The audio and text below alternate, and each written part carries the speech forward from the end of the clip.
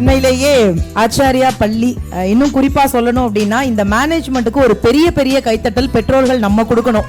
இங்க ஆடின பிள்ளைங்களுடைய பெற்றோர்கள் நீங்க உட்கார்ந்துருக்கீங்கல்ல, நீங்க கூட இவ்வளவு சந்தோஷப்பட்டிருக்க மாட்டீங்க. சொல்லி கொடுத்த இரண்டாம் தாய் அவங்க சந்தோஷப்படுறாங்க. எனக்கு ஒரு பெரிய ஆச்சரியம், கண்ணை கட்டிக்கிட்டு எப்படி அந்த மாதிரி விஷயத்தை பண்ண முடியும், எப்படி கண்ணை கட்டிட்டு ஒரு மெஹந்தி போட முடியும்? மனதை ஒருங்கிணைப்படுத்துறதுங்கிறது அவ்வளோ பெரிய கஷ்டம். அதை இந்த பிஞ்சு குழந்தைகளுக்கு இவ்வளவு அழகா சொல்லி கொடுக்குறீங்கல்ல, எனக்கு ஒரு பெரிய சந்தோஷம். என்ன தெரியுமா, ஆச்சாரியா மதத்தை தாண்டி மனிதத்தையும் கற்றுக் கொடுத்திருக்கிறது. இந்த குழந்தைங்க மனசுலையும் நம்ம நிக்கிறோமே, இவங்களுக்கு பிடிச்ச மாதிரி நம்ம ஏதோ ஒரு விஷயம் பேசியிருக்கோமே அப்படின்னு நினைக்கும் போது எனக்கு அவ்வளவு சந்தோஷமா இருந்தது. நல்லா போனை பயன்படுத்துங்க. நீங்க போனை பயன்படுத்துற வரைக்கும் உங்களுக்கு ஆபத்து கிடையாது. என்னைக்கு போன் உங்களை பயன்படுத்துதோ அன்னைக்கு உங்களுக்கு ஆபத்து. அப்ப அதை தூக்கி போட்டுருங்க, அது வேணாம். உங்களுக்கு இருக்கிறத பாதியாவது அடுத்தவர்கள்ட்ட கொடுத்துட்டு சாப்பிடணுமான்னு சொல்லி கொடுக்கக்கூடிய அறிவு பெரியவர்களை விட குழந்தைகளுக்கு அதிகமா இருக்கு.